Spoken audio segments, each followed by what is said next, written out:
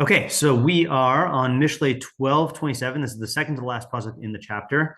And this is a difficult to translate one for many reasons, word-wise and syntax-wise. Lo yacharoch ramia tsedo, v'hon adam yakar charutz. Okay, so forget about the second half for a second. Okay, anyone want to tackle the first half? And if not, then that's fine, because it's very hard. Don't Translate wrap up. low. What was that? I can Don't translate wrap low. up. Don't wrap up trickery in a trap. That sounds like a good proverb. That's not what it means. Yeah. So you're thinking of korech like with a chaf, Yeah. which is to wrap. Yeah. Okay. So let's look at the. Oh, did I even put all of them here? No, I didn't even put all of them here. Hold on. Okay. So harach is. So the BDB says, oh, that is not how the meforshim say it. They say it's to set in motion or to start. Okay. So the let's look at the Metzudas. Okay, so first of all, all right, back up here 1 second. Okay.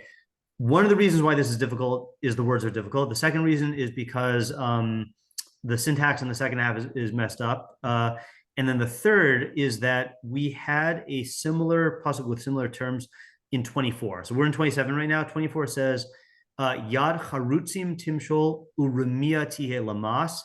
And it's not that that's problematic. It's that a lot of the commentators who might have otherwise said something on our pasuk said it on the previous one, but we did this I think in the summer, maybe, and so or maybe it was either summer or the very beginning of the year, and I don't remember anything about it.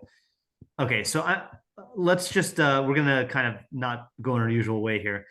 All right, let's Yacharoch Metzudas David says it's Inyan Sreifa. It means burning. Kamo v'sear roshehon lo techarech. So that's talking about in Sefer Daniel when Hananiah, Mishael, and Azariah were thrown into the fiery furnace. And I believe there the shot is that the hair on their head was not singed. So I think singed is a good translation. And I think that's, if I remember correctly, that's how our scroll says it. So lo yacharoch ramia. Now, what do you say ramia meant, Isaiah? Trickery. Okay, right. So Ramia, we have a machlokas here. Okay, Ramia can mean two things in Mishlei. It can mean someone who's deceitful, or tricky, and then it can also mean someone who's lax or lazy. Okay, so I'm going to go ahead and say the Ramia, and then I'll put in parentheses here the deceitful or lazy. Okay, person. Lo yachroch will not singe seido. Okay, so tzad is a trap. Seido is probably related to the word trap, but so let's look here. Yeah, so tzayad is hunting game, but it also means provisions or food. Okay, so it could mean he will not singe his game. Okay, or so let's see. I'm gonna actually keep these in here. His seid, which either means his game or his food. Okay, provisions. I will say provisions.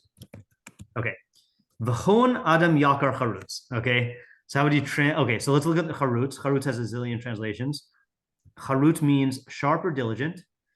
It also strict decision. I don't think that's what it means here. Charutz is a trench or a moat. Charutz also means gold, or I think it also means valuable. Yeah, so hon adam yakar charutz. Anyone want to try translating that? Is hone wealth. Yeah. Okay, so the wealth of a person. Yakar heart. Yeah. So here's the difficulty. Okay, difficulty is whether yakar is. The question here is what is qualifying what. Okay. So yakar means precious or dear. Okay, let me just see how the BDB translates it.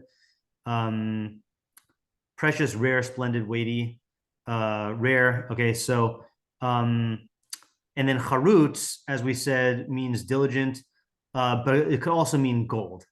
Okay, so let's do this. Let's deviate from our usual way of of going here, let's actually go to the English translations just to get some basis here. Did anyone end up finding an art scroll that they could read? Yeah, I from? got one. Okay, thanks. Could you read what it says? Oh wait. Is Stone 12. Edition and Art Scroll the same thing actually? Yes. Yeah. Yeah. Fine. So it says a deceitful person will not get to roast his catch. Interesting. But the wealth of the diligent person is precious. Okay. Okay, so let's just match this up with the words here. Actually, what I'm gonna do, okay, hold on just a second. I think what we need to do to make this clear is to color code some of the ambiguous words just so you can see what corresponds to what. Okay, so we have here, okay, so yeah, Vahon, let's go, Vahon will be in blue. Adam will be in green. Yakar will be in red. And Harut will be in orange. Okay, so we have here the hone, the wealth, of the Adam Yakar. Okay, so person is green, and Yakar is red, and Harut is diligent. Okay, so Art Scroll is learning Harut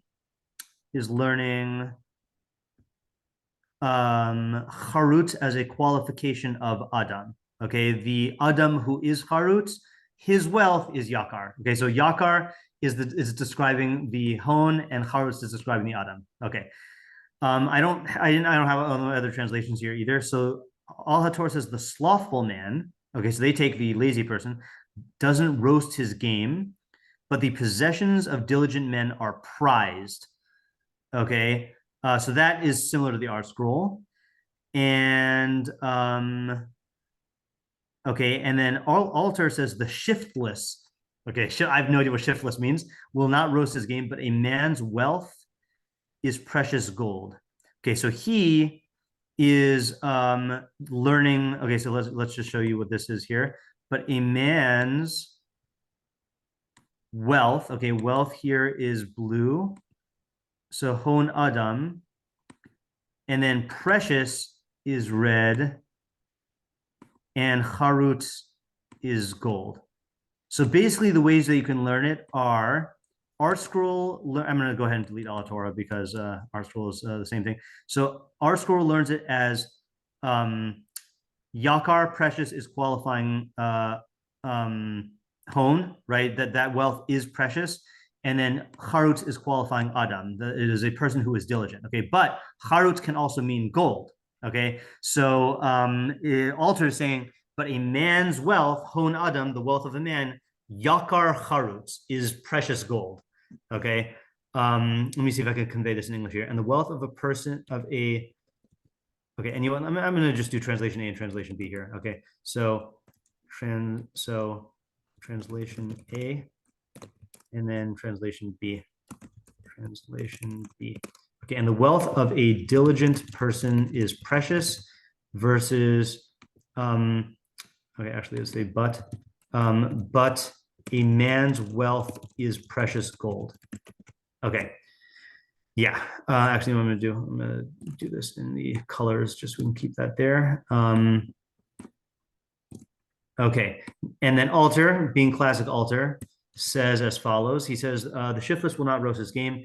Though the idea may well be that a slacker will never enjoy the fruits of his highly dubious labor, the Hebrew is cryptic and the text may be suspect. Okay, so he says both. Okay, and then he says, and a man's wealth is precious gold. In the implied antithesis, meaning the opposite of the first half, to contrast, the assiduous person knows how to hang on to a substance. Okay, let's delete that. Okay, so now let's go up and just see what we missed here in these minimalist translations. Yeah, this is very difficult.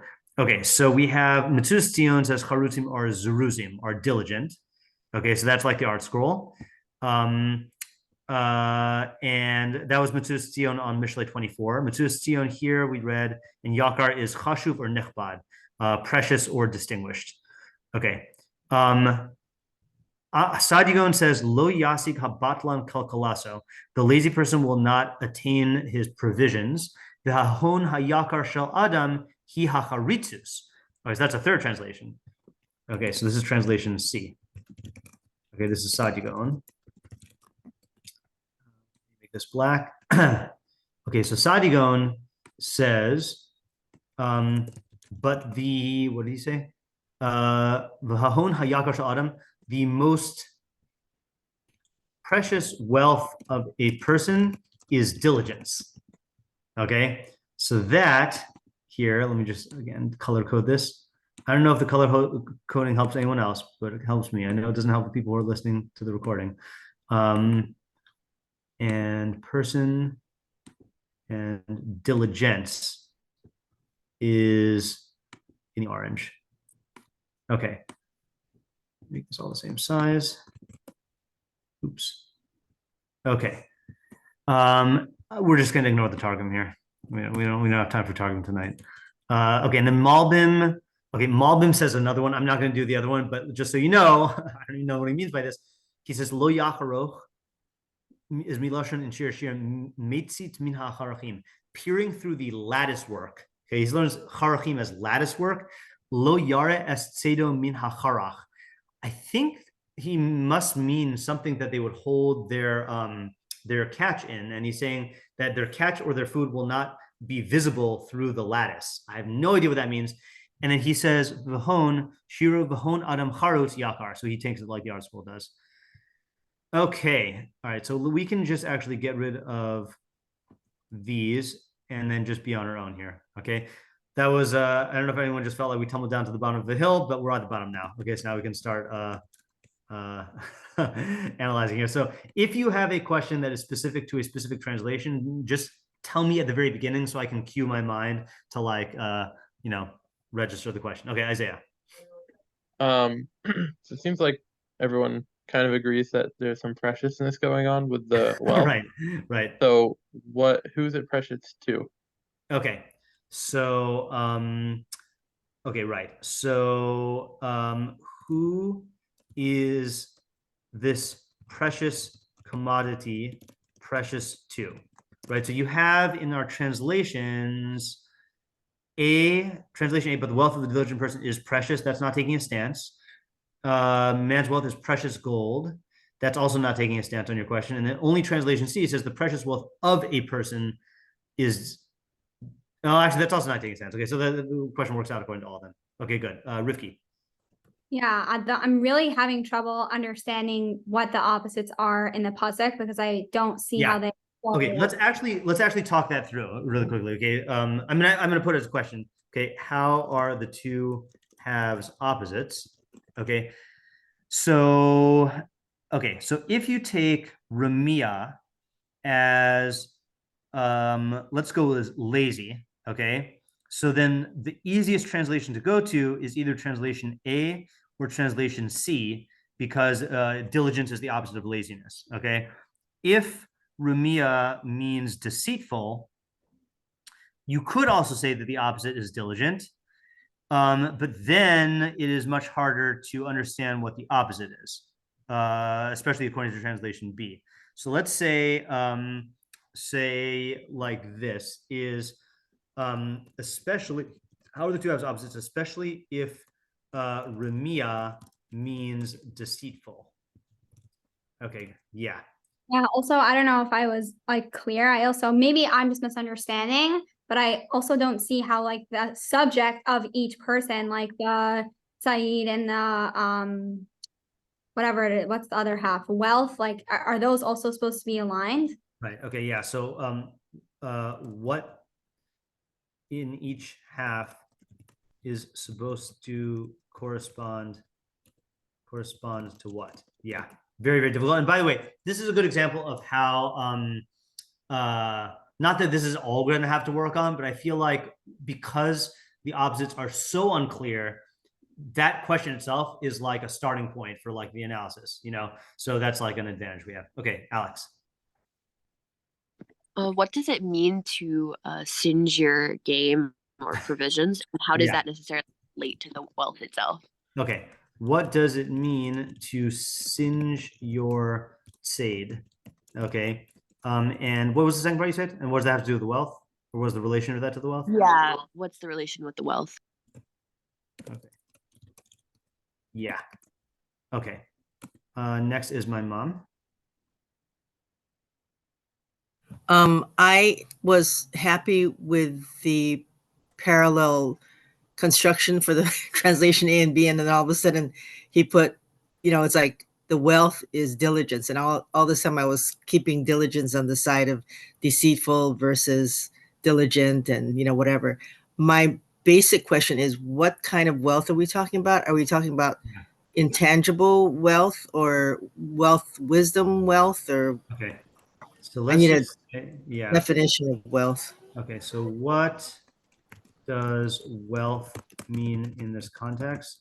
What kind of wealth?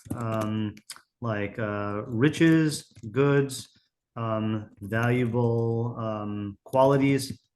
Yeah. Okay, good. Isaiah. Oh, you're muted. Yeah. 1 second. What was my come back to me. I forgot my Okay, question. David. Yeah, relating to Alex's question, Yeah.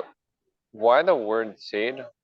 Like, I mean, if it's going to be talking about his food or his wealth or whatever Yeah. it is, it seems like a very odd word to use. Okay, so so either I guess, yeah, according to either translation, what does Sade mean and why is it used, right? So if it's food, then it's very weird. In fact, I mean, I don't know if anyone else is thinking of there's only one case I know of where we use it's not, it's the only thing I can think of when I think of using Sade for food. Anyone know? Doesn't Wait. it use it with Esav? That is, I think, gain, right? Like Tzad Said, like who's the one who caught game, right? Or caught an animal.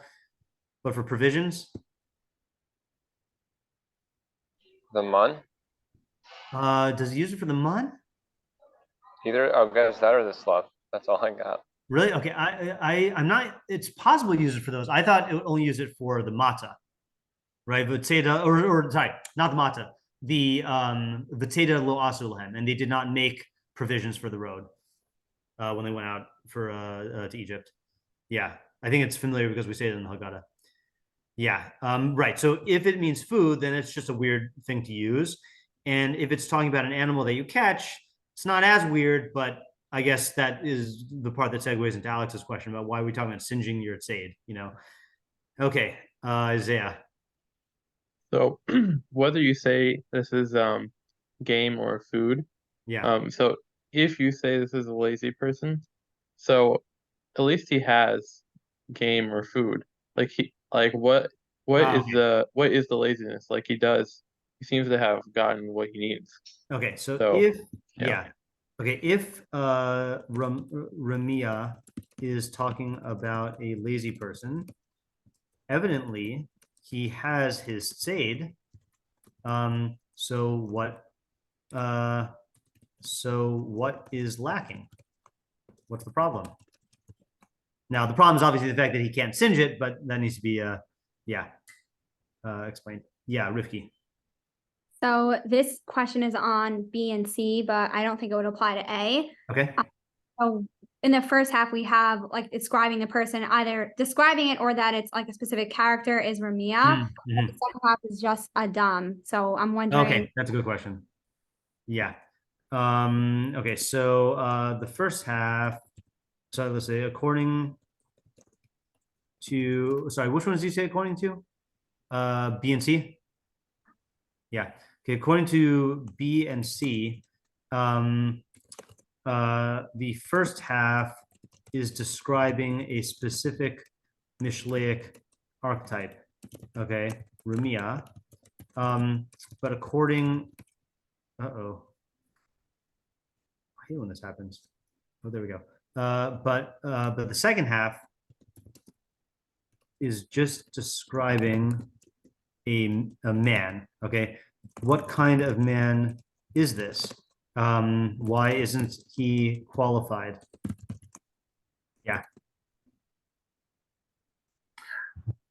By the way, just so you know, the term that I like using for this kind of pasuk is this is a Rubik's cube pasuk.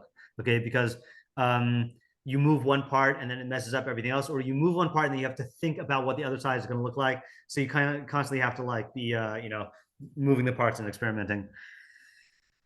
Yeah. Yeah, you know what, I'm gonna just change add on to the question about Isaiah's question. Okay, what's the problem or the consequence? Yeah.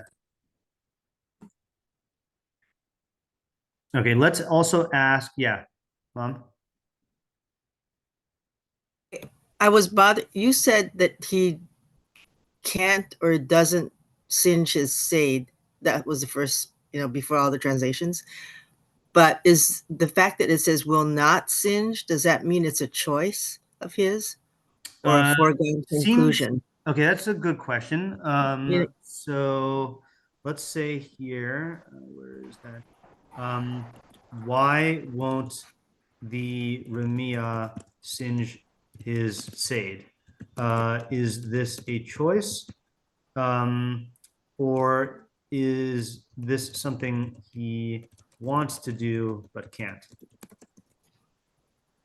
Okay, that's good. Okay, what else? Yeah, Ricky? Yeah, just like classic question, like who is this talking to and like why, what is it trying to teach us? Yeah. Okay, so who is the intended audience of this pasuk? And then what is it trying to teach us? Now, I'll just say, what's the practical, what is the practical decision-making advice? Yeah, so if this is talking to the, yeah, I guess it could be talking either to the lazy person or the deceitful person, right? Or as the potentially lazy person, the potentially deceitful person. But then your other question, I think, makes it more difficult. If this is translation A, then it's telling every person that they should be diligent.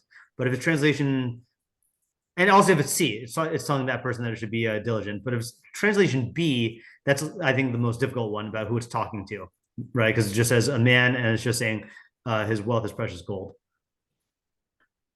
Yeah, Rivki? Yeah, also another question, which I'm not sure was in question 1 or a different one. Yeah. Why is it the first half like a negative thing? Like, I mean, I guess I don't know that much about those things in life, but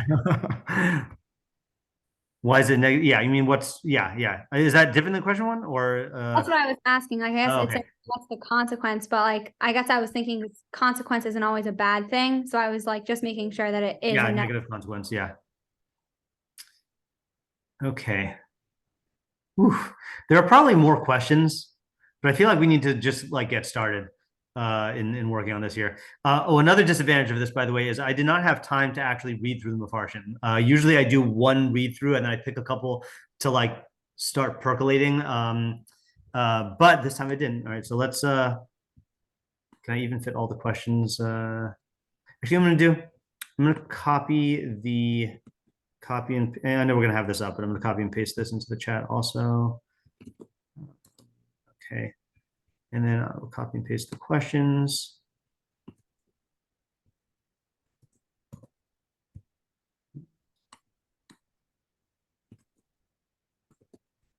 Okay. Materials in the chat. Okay, so let's let's take our thinking minute and just pick a translation and go with it. And I'll repeat this for methodology's sake, even though I said it earlier in my morning Mishlei shiur this year. So when I was in yeshiva, and in the Brisker Derech, then, which is the method that we use for learning Gemara, then when you have a machlokes, when you have a disagreement, then what you're trying to do is you're trying to get to the conceptual underlying root of the machlokes, of the disagreement, and to try to to identify the conceptual definition or approach underlying each side. And so there's always a question when you're confronted with two positions, which one do you work on first? And so I asked my Gemara Rebbe at the time, Rabbi Mann, and he said, work on the easiest one first, because your mind is already working in that direction. And so you'll be able to like take whatever intuition causes you to favor that, and then like, you could ride that intuition. And then I asked Rabbi Moskowitz, and he said, no, don't take the easiest one first, because if you go with the way that your mind is intuitively looking at it, you're not going to be able to see the other side. So specifically, don't work on the easiest one, work on the one that doesn't make sense. Okay. And then I asked Rabbi Chait, and he said, both of them are wrong. The only rule is that there's no rules when it comes to thinking. No rules in methodology, and you should don't follow rules. So that's my advice here, is you could either take the one that is the easiest to you, or take the one that is the most difficult, or don't even follow any rules. All right, let's take our thinking minute.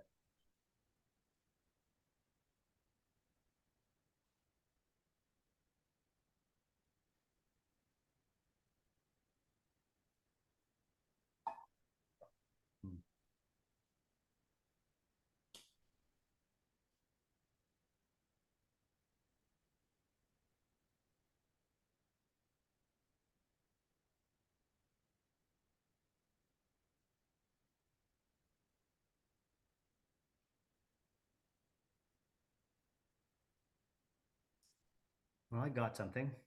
Anyone else have anything? Okay, Isaiah. Okay, so I'm going with. Do you think we just like 30 more seconds? Sure. Yep. All right.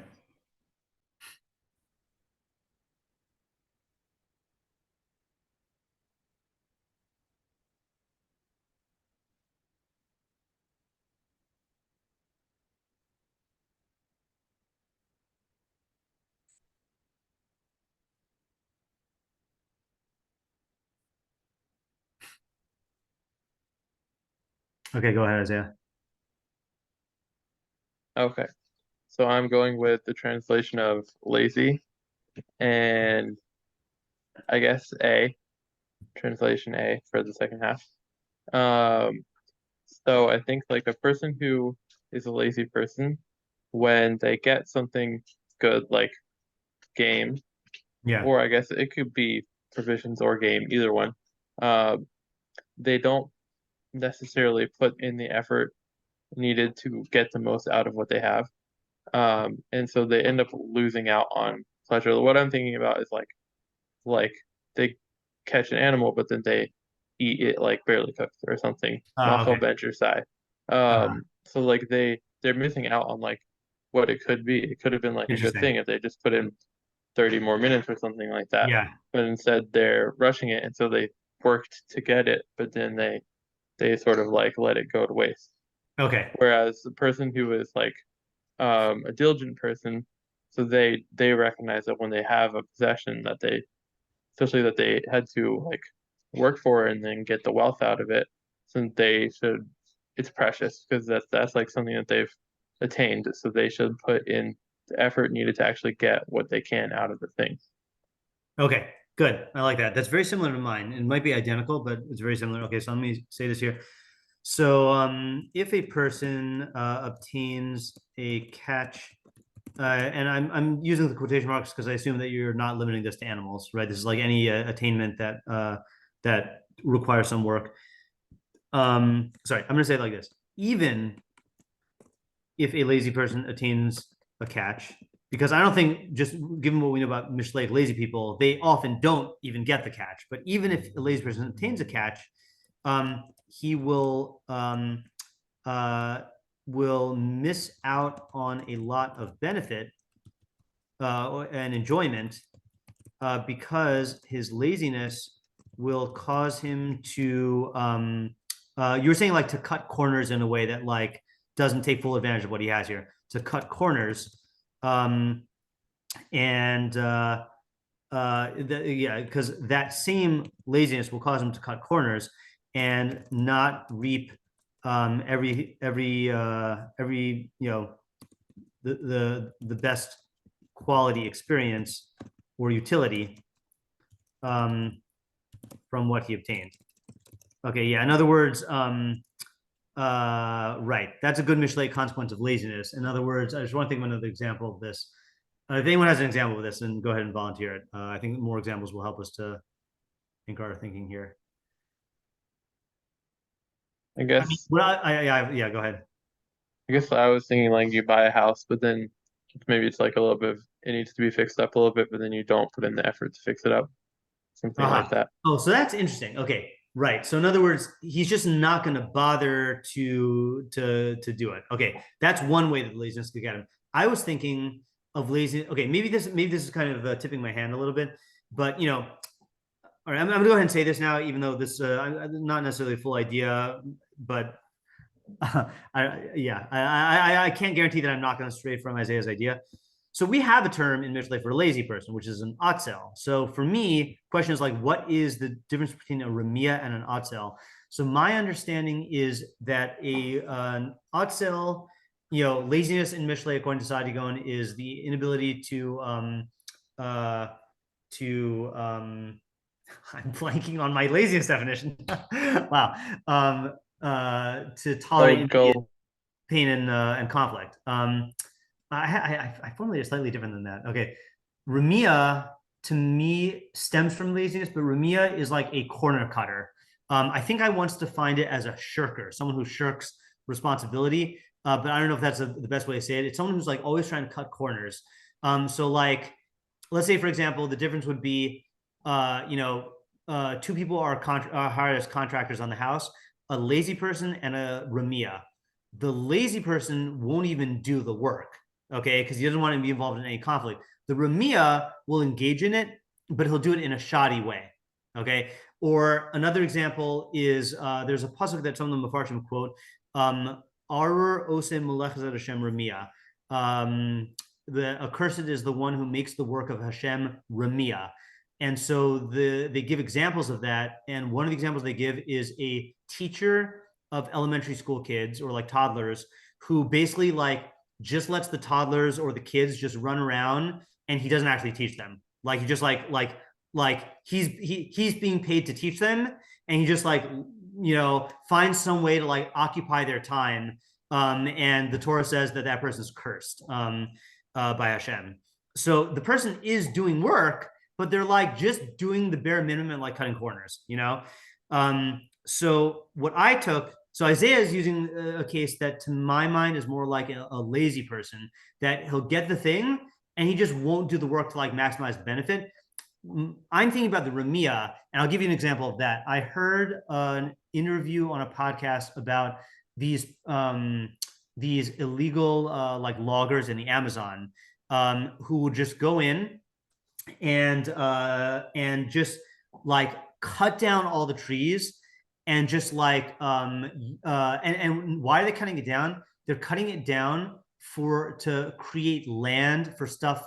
Actually, Noah, if you want to fill in details about this, feel free to fill in details because you probably know a lot more about this than I do. But like they just want to clear the land and using the land for like stuff. So someone, the person on this interview, who's an Amazon conservationist, was saying, he said, I understand if these people are greedy, but if they knew how much wealth there was in these like old growth, like forests, if they just harvested the wood and then like processed it and used it or sold it to people who could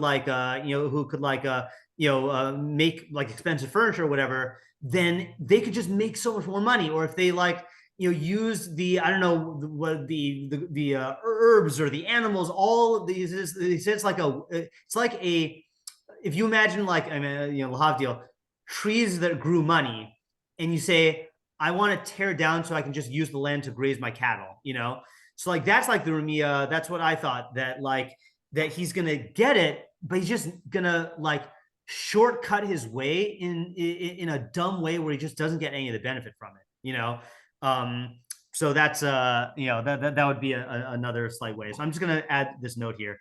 Okay. For me, which is, which is if Ramia is a shortcutter, he might get the catch, but his tendency to take shortcuts will lead him to not obtain all the benefits. Sorry, I didn't see who. I saw a party signal flash, but I didn't see who it was. Isaiah, I don't have my Isaiah. other monitor. Yeah. Yeah, it was me. Yeah, go ahead. Um, Yeah. Do you think this is just a little bit related to what you're saying about Rumia? Is it like called Rumia because maybe he thinks it's like a way of like tricking the system, like That's interesting. So like, I would say the reason why it's called Ramia is because Ramia is often the easiest way to shortcut the system. It doesn't have to involve deception. Like you could be doing Ramia in your own, like let's say like I don't know, let's say like you're doing a recipe that is very labor intensive, and you just decide to take shortcuts because you just want the results right now. You're not deceiving anyone, but I think it's like a borrowed term that because when you're working with other people, then it involves deception. Then it's Ramia. Okay, so then I didn't write down the second half of your idea. Second half is, okay, now here's where I also might splinter off from you. So I'm going to try saying what I heard your idea is, but I might be injecting my own idea into it. Okay, but someone who is diligent, who engages in every step of the process meticulously and responsibly. Okay, so I'm viewing that as the actually the most direct opposite would be we'll have the patience and we'll also apply that diligence to enjoying the fruits of his labor. Yeah, Isaiah, is that what you were saying? yeah, I think that's Okay. what I'm saying. So I was also saying something slightly differently, okay, which I agree with what you're saying also. I was saying that in contrast, the diligent of the diligent person will appreciate each step that went into the process, and this will cause him, not just allow him, but cause him to extract, to truly value his results and extract the maximum benefit from them. So I think the difference between Isaiah's idea and my idea, the way I'm seeing it right now, is according to Isaiah, the lazy person, even if he wanted to get the best benefit out of his catch, he's not going to be able to. And the diligent person will have the ability, and of course he wants to. What I'm saying is that the Ramia is not even going to see the potential for getting more benefit out of this. He's just going to take the shortest route possible, not just in getting the thing, but in enjoying the thing.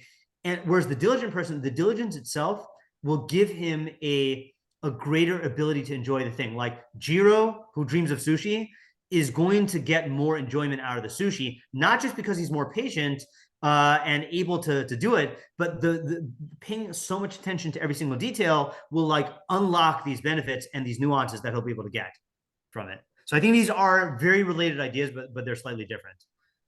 Okay, anyone want to add to either of our approaches before we take a new approach? You can go ahead and speak. I meant to say this at the beginning. I don't have my second monitor today, so I can't see you if you're doing the party sign. So just go ahead and speak.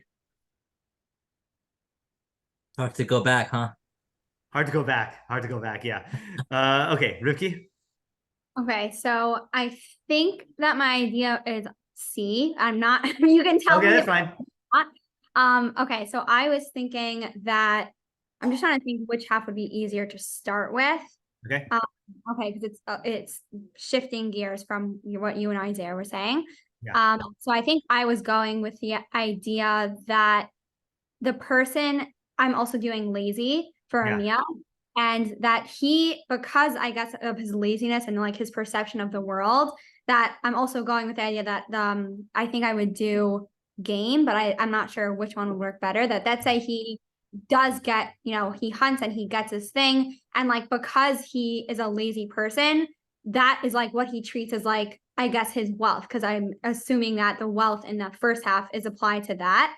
So because of that, and he doesn't, let's say, do that as much as he should, he is like, I guess, like obsessively making sure that it doesn't burn, because he doesn't I guess, like do it enough to provide for himself.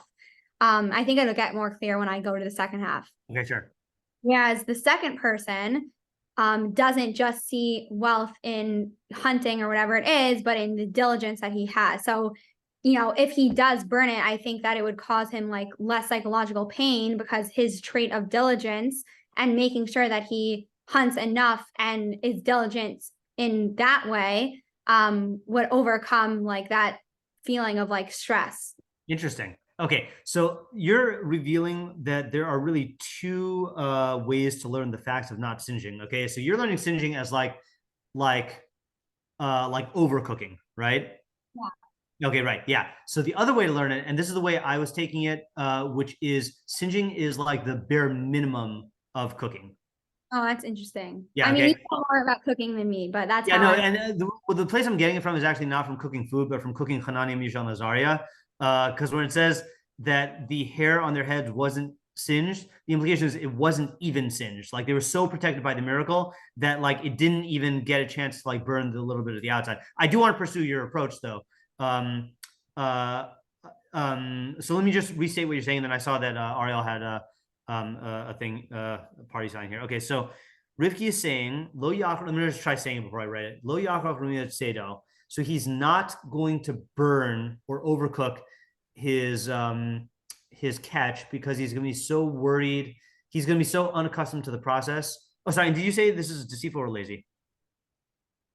I said lazy, but Okay, if you right. think that, I think that could be interesting to do another approach too. Okay, no, I just wanted to see, make sure I know what you said. So he's not going to overcook it because he's so used to doing it that that he's going to be like too hesitant to like go all in on like the cooking or whatever. Okay. And Vahon Adam Yakar Harutz, the wealth of the sorry, you said which translation are you working with? C. I think it was C. I think it was. The precious wealth of a person is diligence. Okay, I'm not seeing the unity. Just we'll say the second half again. I'm just not seeing how it connects. So for the second half, that because I think how I was understanding the first half is that that person sees his wealth like in this one possession, whereas the wealth of the person in the second half is the diligence. Oh, okay. I think I got it now. So in other words, both halves are dealing with something precious. Okay, but the Ramia, so the lazy person who is unaccustomed to having a catch, is going to be so I'm going to say paranoid. That's not the right word though. Paranoid about ruining it in any way that he won't see, so you know what I would really fit according to this, I think that he won't cook it, you know, like he won't he won't even see. I think the other way works better. He won't even cook it. Okay. Yeah. Well, either way, yeah, I think it worked. Okay. But the real wealth is diligence.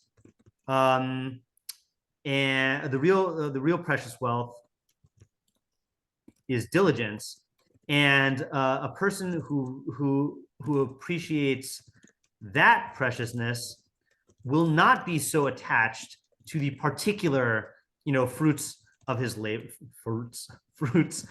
labor because he knows he can just get more and use that. That's really interesting. So that's like, what that reminds me of is like there are certain types of business people who like get a certain good idea and are so attached to that one idea that like they become irrationally fixated on not ruining that idea, and then that causes them to ruin it. And then there are other people who like have this very like poseach es yadecha umasbiel lecho chai ratzon, God opens his hand and satisfies the desire of every living thing, view of like human imagination and ingenuity and the economy and everything. And like, if this business doesn't work out, they'll start another one. They'll do another one. They'll just keep going. So Ariel's been waiting to say something. So Ariel, go ahead. Yeah. So okay. So I think Rifki just stole my idea. Look, but I was thinking like come up with ideas at the same time. Yeah. Yeah, true. But still, no, Look, but Ariel, I was don't get thinking so like, attached to your idea that you're gonna blame Rifki for ruining it. Okay, if you really have good ideas, you'll realize, look, there are many no, ideas. I was thinking like very, very, very similar. It kind of reminds me of like it's how it's what the person values or what the person perceives as, you know, um, the true objective is. Yeah. So the second half of the pasuk, according to what we're saying now, and Rifki initiated this idea, is the diligence, right? Yeah. That's how that person views life.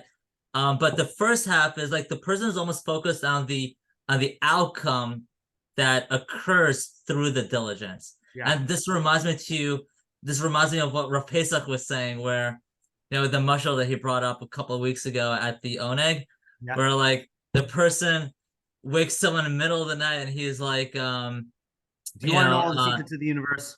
yeah, hey, you want all the secrets of the universe? And he was like, yeah, of course I do. He was like, oh, look at your took us up out of bed and like, let's learn all night. Yeah. And I was like, no, not for me. Yeah, So right. like the diligence will yield you, that, outcome. So I think also like it also, and I had an example actually with like learning and with, and a specific thing to business also, like with learning, I think the issue is, it's possible that he will not cinch his sade, meaning like if he doesn't learn a lot, then he's kind of like limited in what he has. Yeah. And for him to, learn that specific topic again, it may cinch his only idea, so he may not even do it. Yeah. Right. Yeah. But the person, if you really are diligent, and that's what that's what you value, and you do this every single day, it doesn't matter. The outcome doesn't matter because you'll have thousands of it.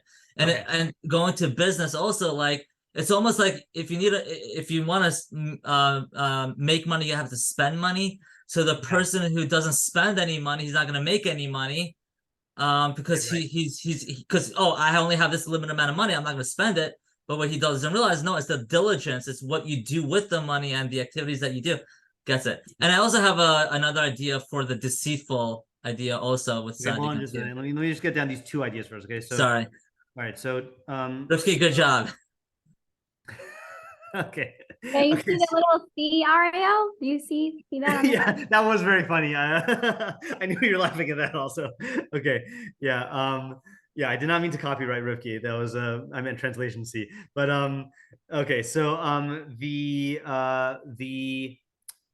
diligent businessman will recognize that the real source of wealth is his diligence,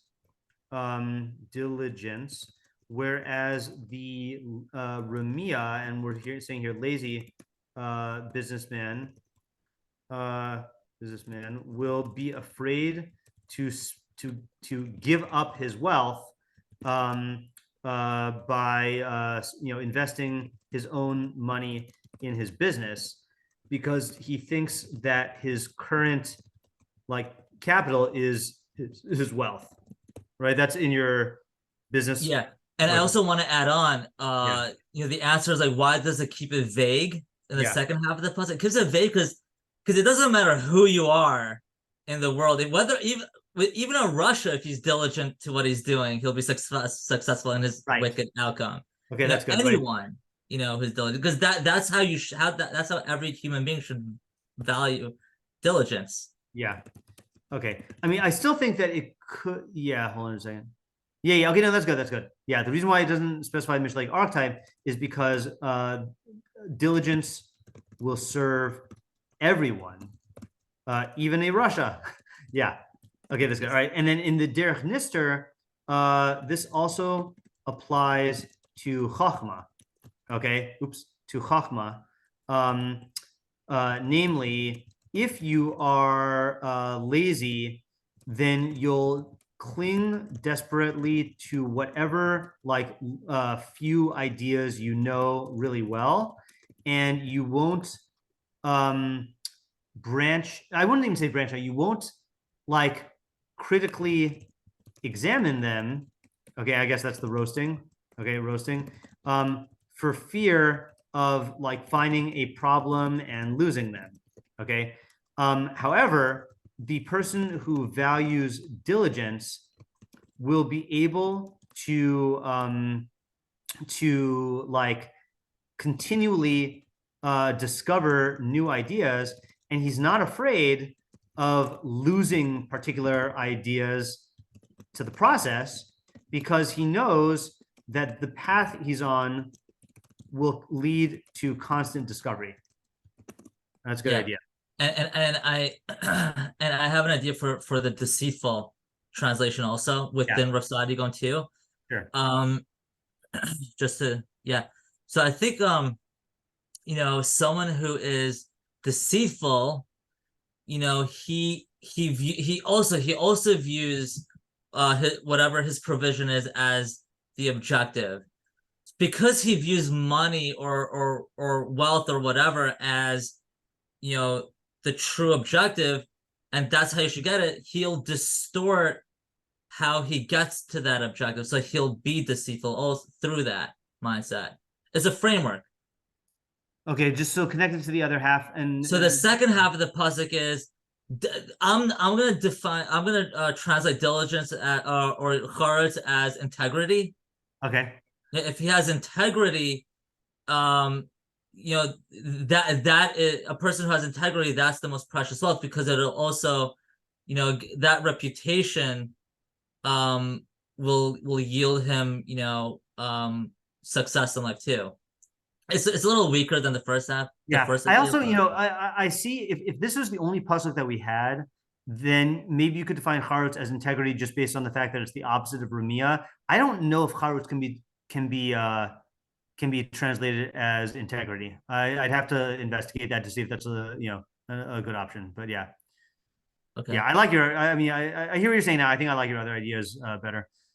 Yeah. Okay. Good. Anyone have anything to add to Rivki's or Ariel's approaches? I just wanted to add to my own, not like necessarily a new part of it, but I just thought it was really interesting when I was thinking about the words and the meaning, because I feel like the classic Mishlei pasuk, even though it doesn't seem like it, at least according to like this approach, because it's not saying that material objects are bad. Right.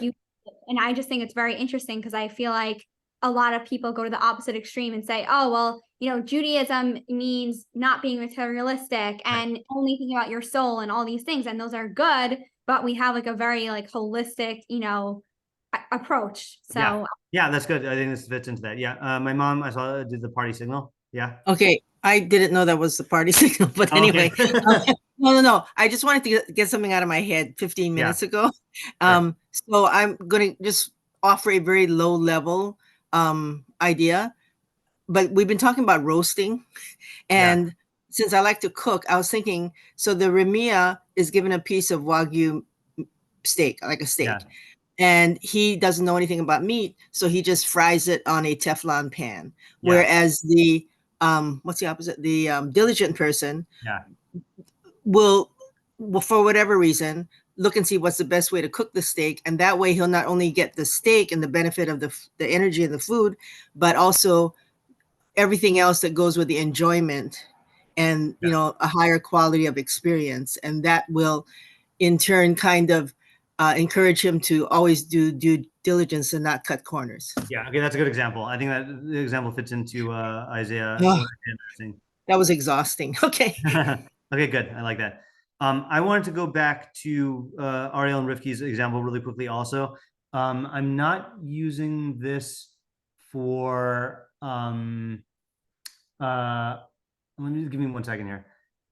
Yeah, I think this is relevant. I don't think I'm just like projecting this in because it applies to me. I wrote an article a couple summers ago called this was when I was in my Rumi phase, who's a poet, and I was trying to get into poetry. I want to read this. I want to read a poem. I've never done that on Mishlei before.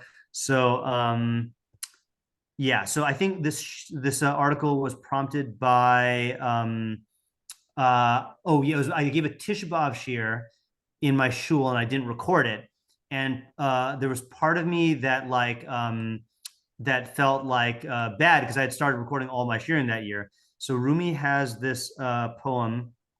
Oh, the formatting got mixed up here. Hold on just 1 second here. I'm gonna go on the old blog.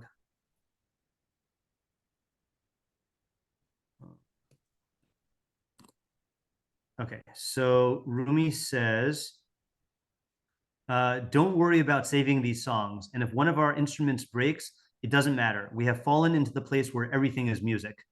And I was applying that to, Ariel reminded me of that with the Chachma thing, because I think there was a point where if I gave a really good shiur and it didn't get recorded, I would feel really bad that it got lost forever. It was, I mean, it was a Mishlei shiur actually. I can't remember. And, and now like, yeah, they're still feeling bad if it doesn't get recorded because like, I can't share it with people as easily. But I think I related to what Ariel was describing of like, there is a stage where like, you only have a couple of like good ideas and you feel like the well's going to dry up, and so, but with certain areas of learning for me, like Mishlei and Mishlei, then I feel like I'm not worried that the well is going to dry up.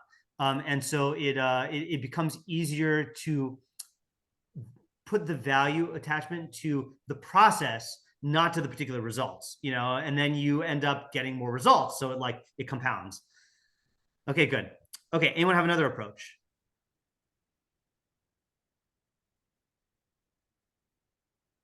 Okay, so we should go to meforshim then. Okay, if anyone does have another approach, go ahead and chime in. Okay, I haven't looked at meforshim, but when I was copying and pasting these, I saw something I'm pretty sure I've never seen in my life. And this shook me to the core, okay? Metzudas David gives 2 approaches. Never seen that before, okay?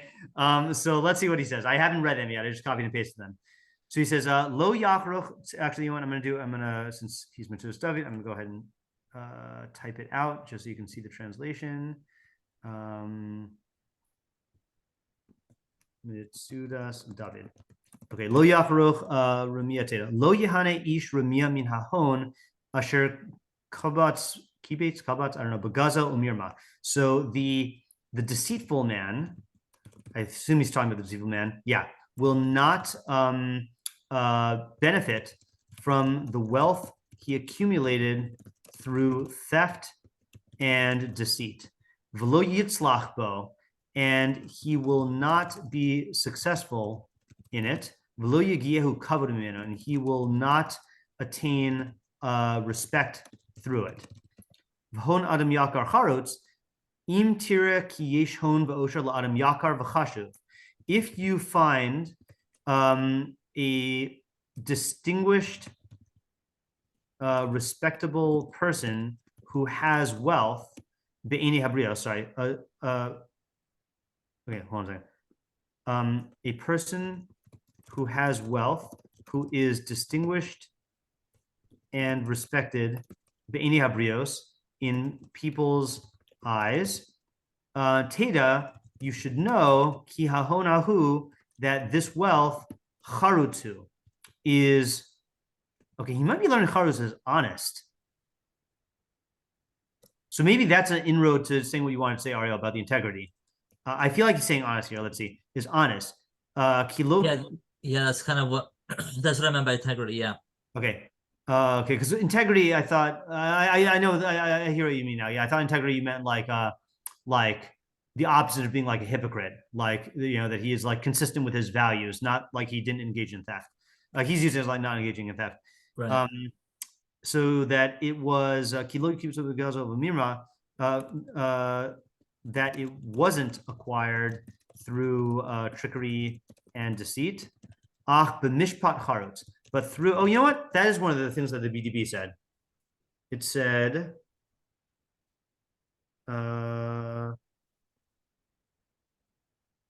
maybe, no, I don't know, strict decision. Yeah, it's still, I don't know.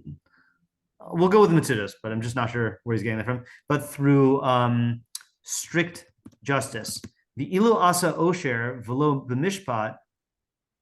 Ilu asa osher velo b'mishpat lohai yakar v'chashu be'eni habrios mahmas asher. Okay, if he had made his wealth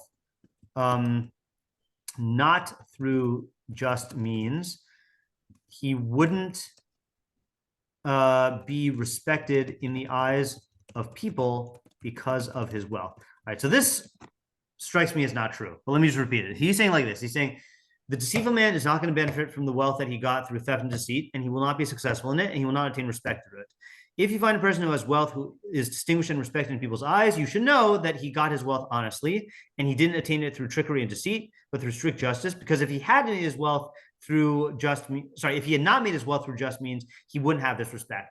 So I on the surface, it sounds like that's just totally false, because it sounds like a lot of people make their wealth through illegitimate means, and they're still respected because they're wealthy. You know, I can name a few names. Well, I mean, I think there are two different types of respects. I think respect as an individual, which can be separate than, from having respect for his, wealth. Okay, well, let me ask you about this test case here. Okay, because it sounds like he's giving us a litmus test. It sounds like he's saying that if you find that this guy, you could have two people, they're both wealthy. If one guy is respected for his wealth, then that means he got it through honest means. And if he's not respected, then that means he got it through theft. If he's not respected for his wealth, right? So is he saying that you can detect if someone if you're talking about a Bernie Madoff before being caught, I don't think he's saying that you can catch someone by looking at whether they're respected, because that doesn't make any sense to me. So he must be talking about a case where people are aware that he got it through some sort of sketchy means, and he's saying that they're not respecting him for his wealth. Yeah, whose respect do they have? Yeah, that's a good question also. Who's respecting such a person? Yeah, anyone get what the Metzudas David is saying? I mean, I feel like the audience is extremely limited to those who know him. Yeah, well, if he's going to be respected in the eyes of people, then he's probably going to be a well-known guy. Can you explain what you are struggling with in the approach? It just does not seem true. The pasuk doesn't seem true. If someone has a lot of wealth and they are respected, then it means that they got their wealth through honest means. And if they're not respected, it means they got it through deceit. And I'm saying I can think of a lot of people who get their wealth through deceit. And certainly if people don't know about the deceit, then they'll respect this person. But even if they do know about the deceit, then they'll still respect the person. I don't think respect is a barometer for honesty in terms of wealth obtaining. It seems to me there's a lot of sociopathic people that would respect ill-gotten gains, like, right. gangsters who, I'm not like anti-gangster, but the thing is, they envy that, they want to emulate it, and so they will follow these people to see if they can get it, even if it's for a short-term gain. Right. That will satisfy them. Yeah. Because that's human. That's human nature. Yeah, I was thinking the same thing also. It's like the like mobsters or people who are wealthy gang members or whatever. Like people still respect them. So Noah is challenging the author here, the qualifications. How many people was the Metzudas David likely to have known in his lifetime versus our? I am not challenging the author. Okay. I'm challenging your presentist reading of the author. He was in the 1700s in Galicia. Like, he didn't know about Manhattan or first of all, wealth was not the same thing back then, for one thing. Right. But you're telling me they didn't have people who got wealthy through illicit means? I'm sure that they did, but it wasn't necessarily his vision of wealth.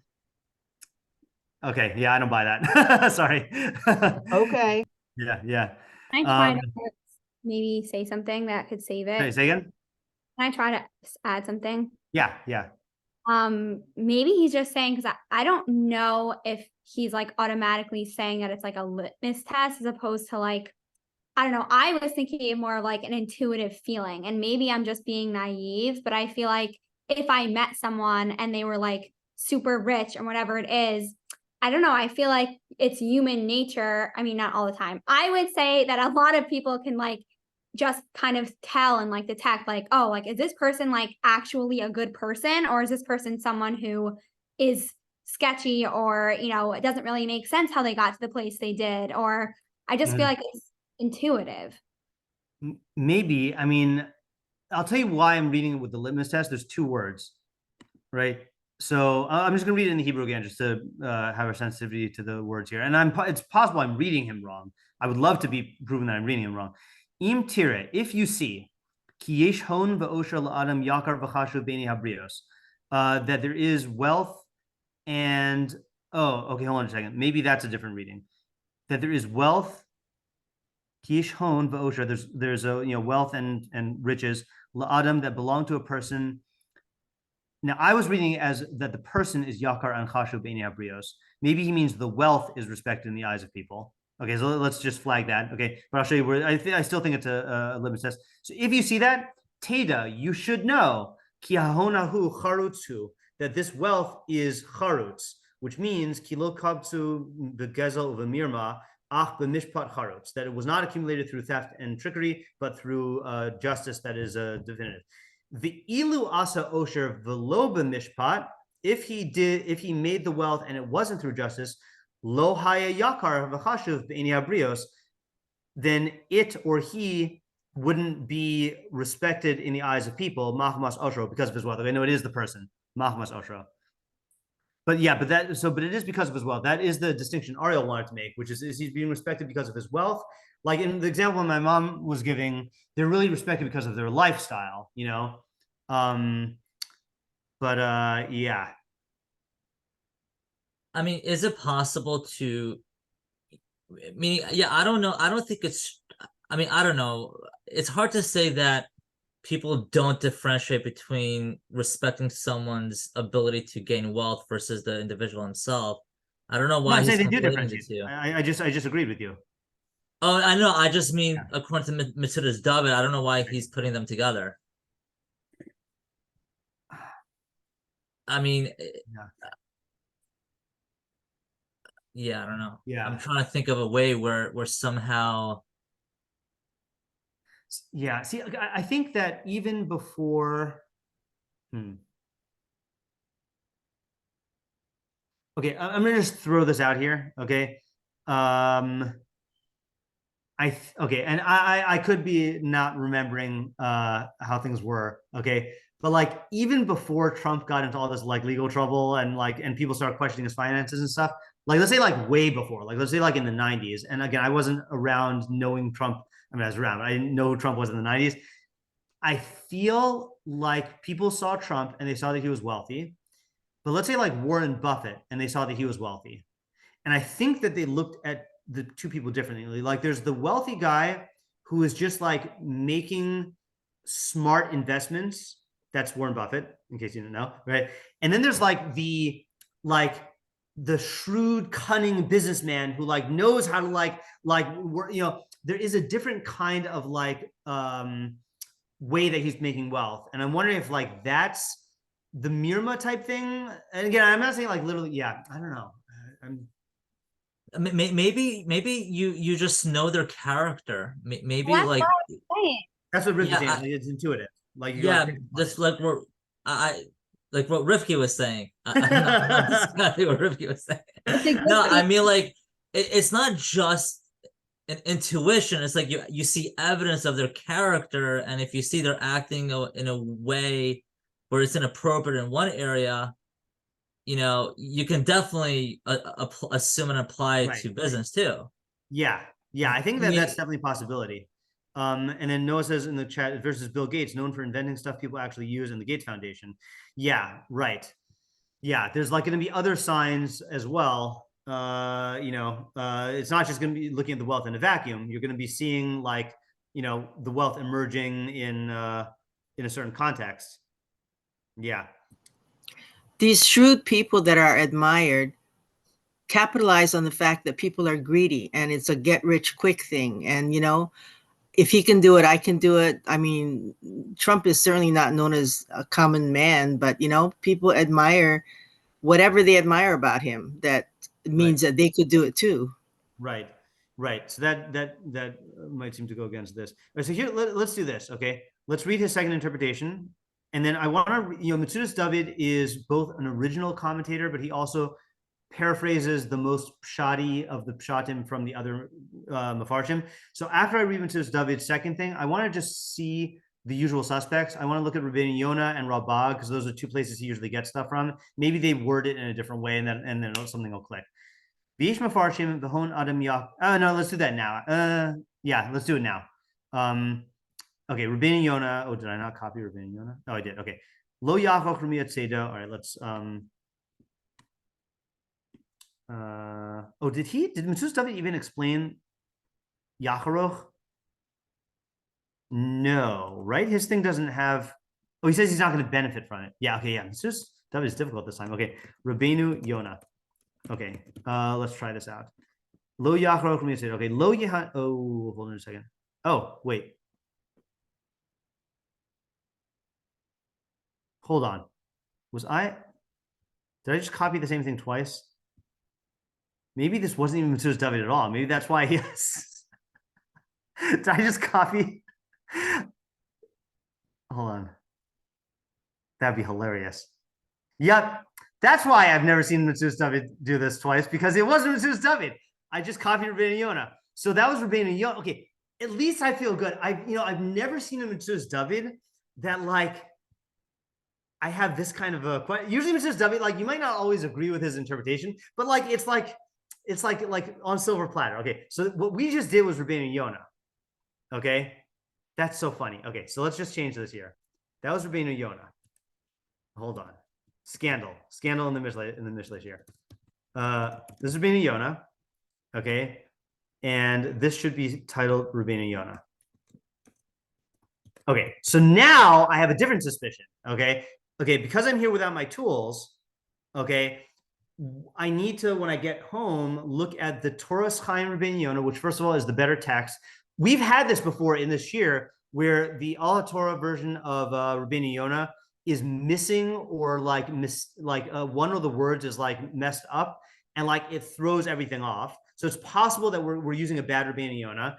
And also the Torah Chaim has footnotes that sometimes help explain stuff. Okay, good.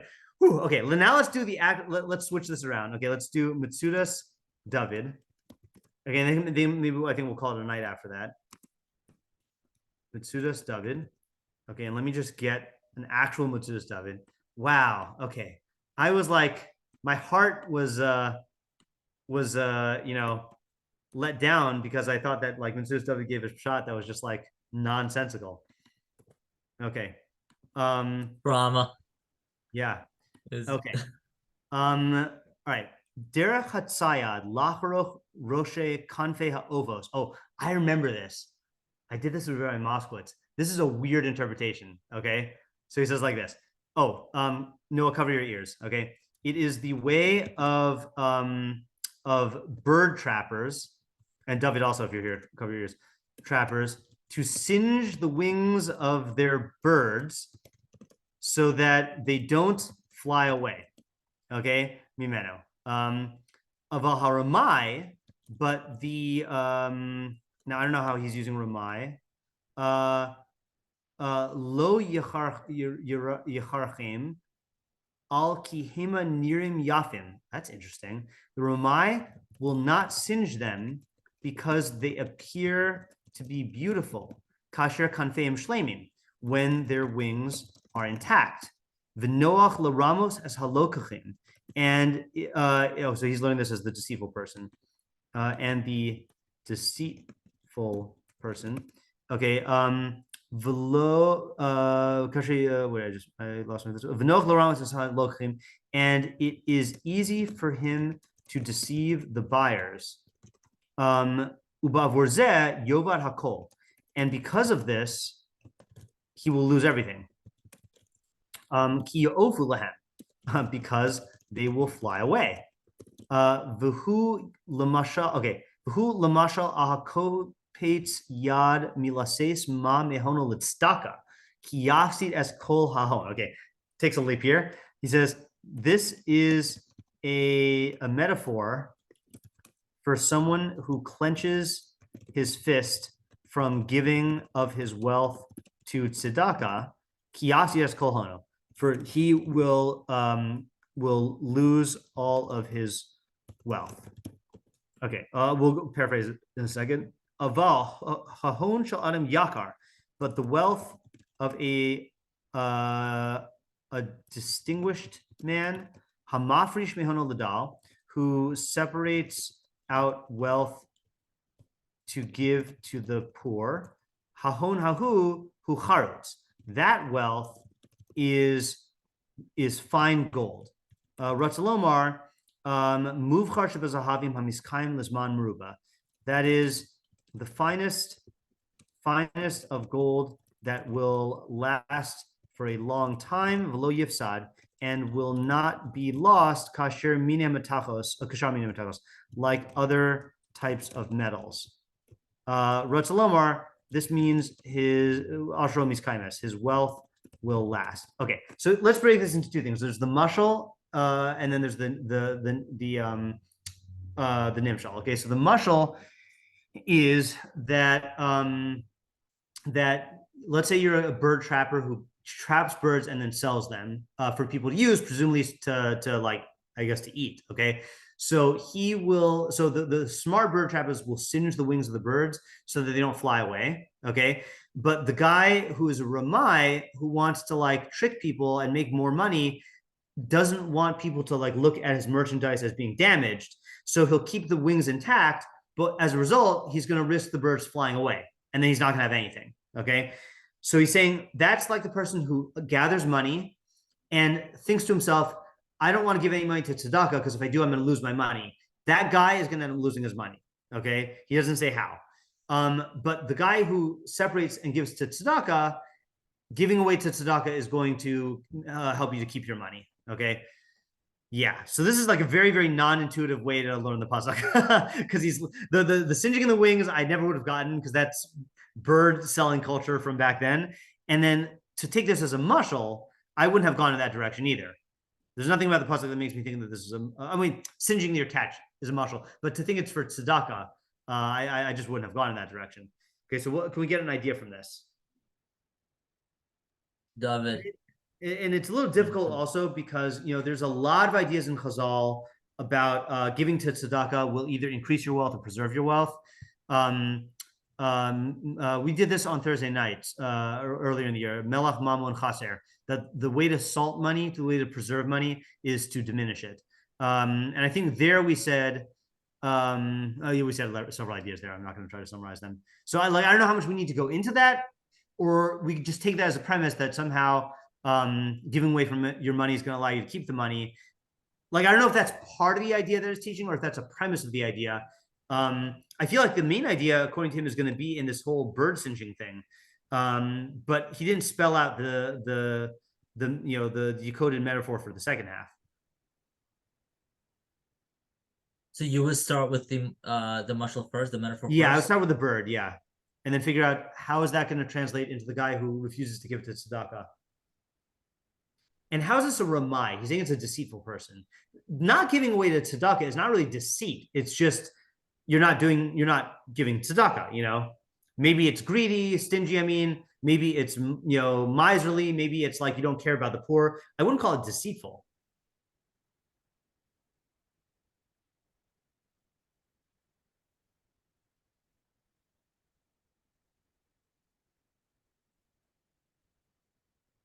I want to do one thing. It is very possible that I have notes from when I learned this with Rabbi Moskowitz.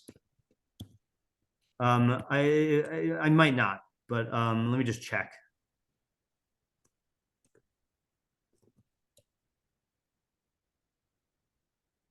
Am I missing something? Because like, isn't the point of like the wings not being singed is they will fly away from the people who just bought them, and the trapper will re-catch them? Oh, and okay, resell that them? makes a lot more sense. Okay, thank you. That makes a lot more sense. I thought he was just trying to like, yeah, he's gonna recatch them. Yeah, right.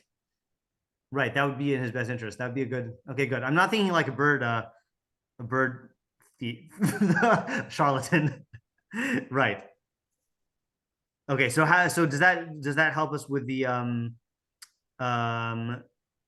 does that help us with? Do you want me to look at this link now? Is this gonna help us? No. No. Okay, fine. Okay.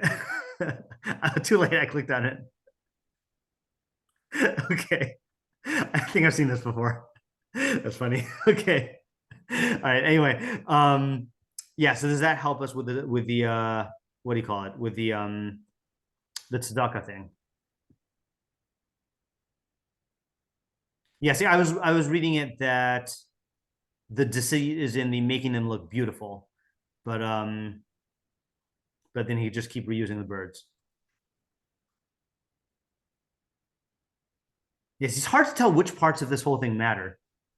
Like, what's the central idea, and what's just the fact of the facts of the mashal, or the fact of the premises of the pasuk.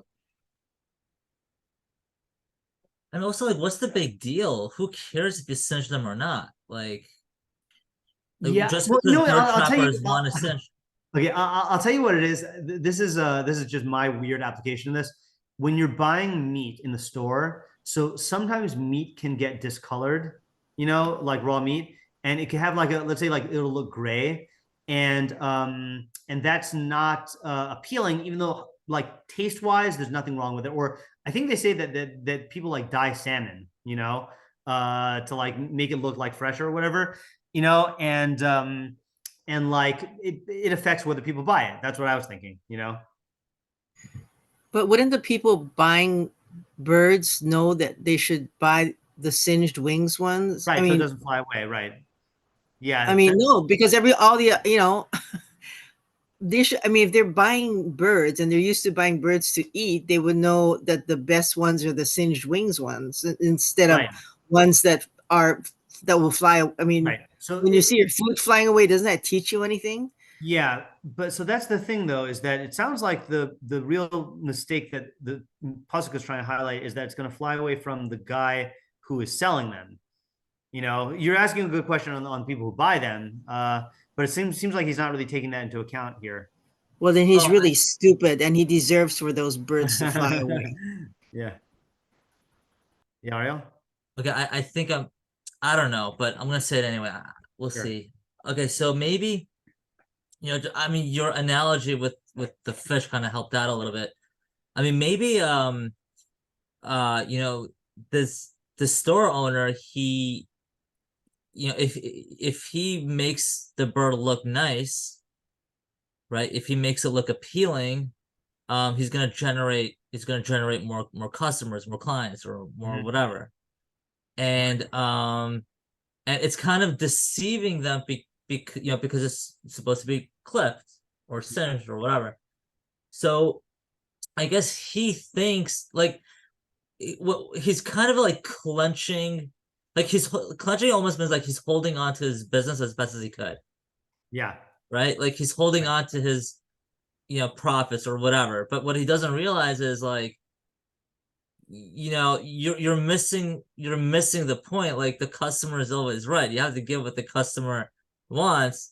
So if you give the customer what is not expected, it'll just ruin your reputation. And that's not like, the goal is almost like future business. Yeah, I hear your idea. I don't feel like it fits into his words though. I feel like yeah, I don't sense that. David? Yeah, okay. I had a different thought. Yeah. I think going with the idea of having like, it seems like it's addressing someone who would have this like, I'm only going to give in the most idealized manner, and if not that, then I'm just not going to give at all. And either that, or if he keeps waiting and waiting for the most idealized manner, and because of that, he never actually makes it to giving tzedakah altogether. And then from there, I think then I know there are other mishlei pesukim about not giving to people, and then you in turn also then wind up on the bottom and you lose all your wealth because of that. Right. Yeah, I don't. Where are you getting it from that he's holding it back because he wants to give it in the best manner? That's like the not having any of the singed wings, like just like the perfect looking bird.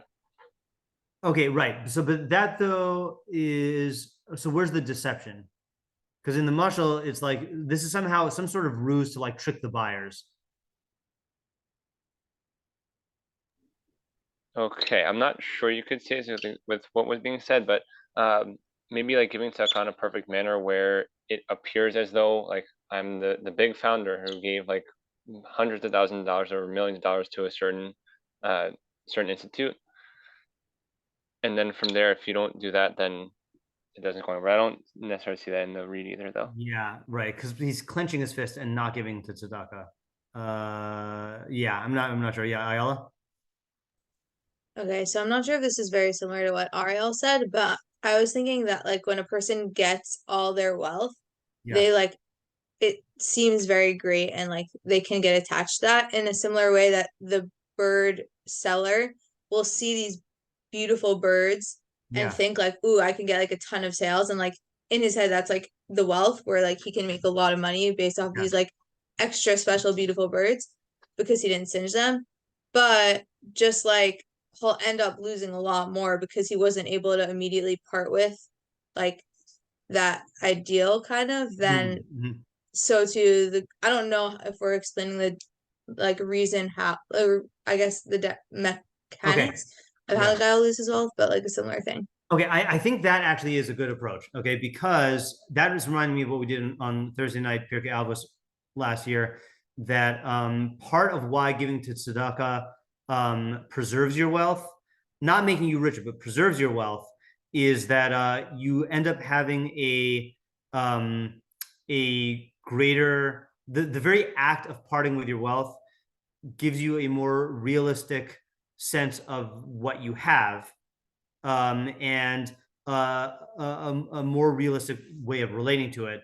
And so that's what you're saying here, that this guy's holding on to these like pristine birds, thinking that he's going to like use it to generate all this wealth. But then meanwhile, he's losing out on the fact that they could just fly away. So this guy is like holding on to his money because he thinks that if he gives it away, he's just going to lose all of it. But really giving it away is going to make him value it in a manner that like causes him to keep it for a longer time, you know? And that's, I think, fits into the words also that I don't know which way Metzudas David is reading it, but I would say that that fits into the reading of Hon Adam, Hon Adam Yakar Charutz. I don't know how he's translating Charutz, but the wealth of this guy is precious, meaning in his eyes, this wealth is precious, and it's precious because he's giving it away, you know? Yeah. Okay, that's the closest we've gotten so far. But so I have to ask, Yeah. so what was the difference between the, how Ayala was saying it versus how I was saying it? Because it seemed to me in my mind it's like really similar. I know she mentioned that, so I'm just kind of curious, like what. Remind me how you said it again. Well, I was kind of saying it in the flipped way, meaning like if you don't give the customer what you want, I mean what they want, you're gonna lose their business. Oh yeah, And because not just their business, emphasis, but everyone else's business. right? You're putting the emphasis on the. Well, it's because you're not taking, meaning yes, it's putting emphasis on the customers, but ultimately it's because of the birds. You're not clipping their birds. I mean the wings. You're like. Right. For me, it sounded like yours was just one extra step, whereas with the L, it lines up with the mashal and the nimshal better to me. Okay, that's fair. Yeah. All right. I just want to do one last thing here before we review. I want to read what I wrote in my notes. I have not looked at this since a very, very long time. Let's see here. Does it Miri have something like Dark Nestor? Miri has like many interpretations here. I don't want to take that up tonight. Okay. The Ishrumia. So I like I said, I define it as a shirking man. I have no idea what I meant by that. Is a person for whom the immediate pain and conflict of the means are more real than the long-term benefits of the ends. Okay, so that's like Mishlei laziness in a way. As such, he will cut corners. Oh, there's the corner cutter. He will cut corners in an effort to obtain the desired results while bypassing the long and painful process he is necessary to bring them about. Such methods may bring him success or the appearance of success in the short run, but if he makes a habit of relying on them, his laziness will ultimately bring about his downfall. Consequently, he will not be able to enjoy these very benefits he sought, and all of the work that he did will have been in vain. Ironically, if Ishramiya does not truly value his wealth, for if he did, he would follow the path of the Adam Karotz, the diligent man, and secure his wealth through illegitimate means. So this is kind of close to Isaiah and me, but neither Isaiah and I were saying that he's going to lose the wealth. But the old me was saying that he's going to actually like lose the wealth because of his laziness. I think I probably, just knowing this, probably got it from just the first half of the Metzudas David, of like losing the birds, and the singed wing thing. Yeah. Okay. So it's very funny here that it ended up being that we got easier interpretations than the meforshim. The meforshim so far were hard to work out. But, let's do one more. Let's do the Malbim. Look how short this Malbim is. Very strange.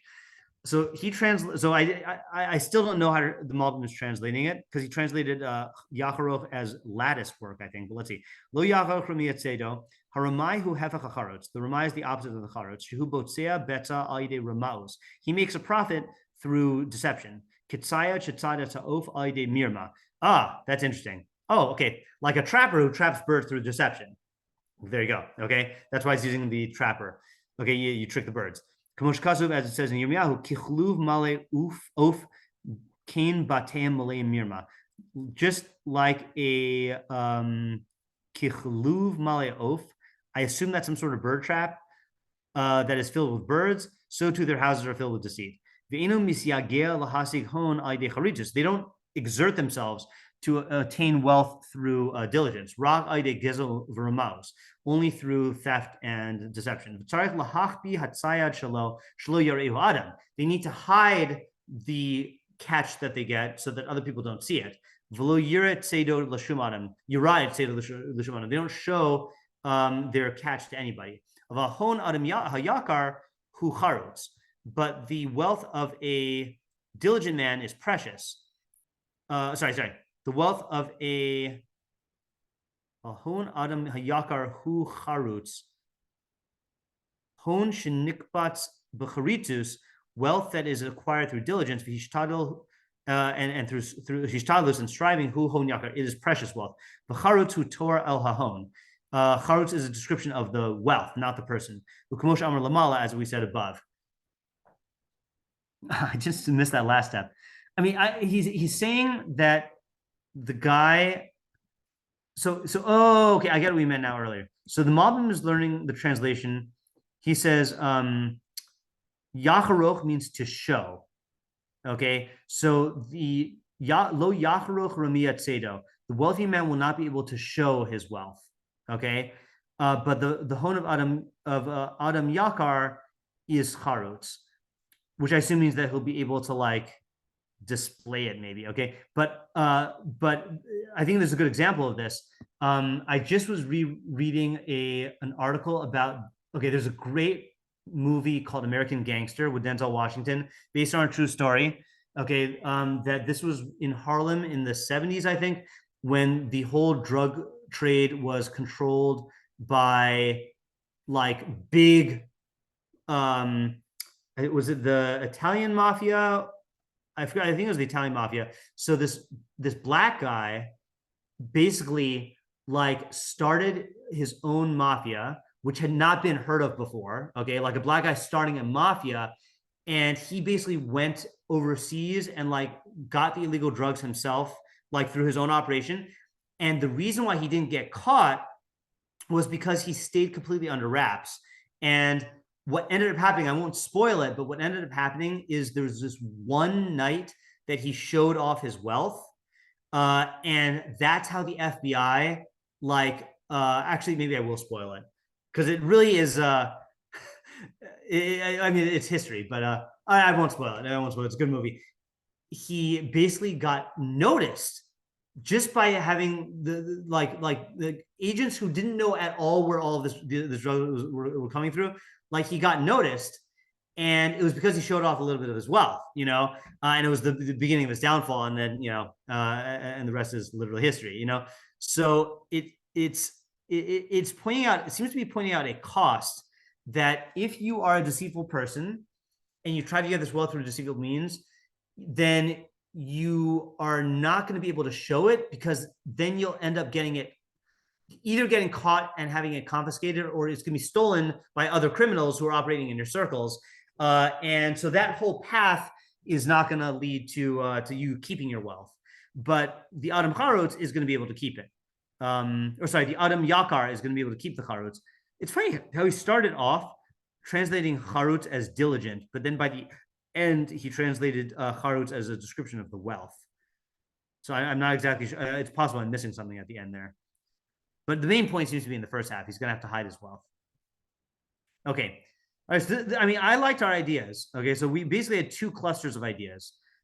We had Isaiah and me, which our approaches were that with a lazy person or shortcutter, the very defect that causes him to cut corners is going to prevent him from enjoying the wealth. Either, like Isaiah said, is he won't be able to follow through with getting maximum enjoyment, or like I said, that he will not put in the effort to try to find ways to enjoy it, or like the previous me said in my notes, that he won't upkeep it and it'll get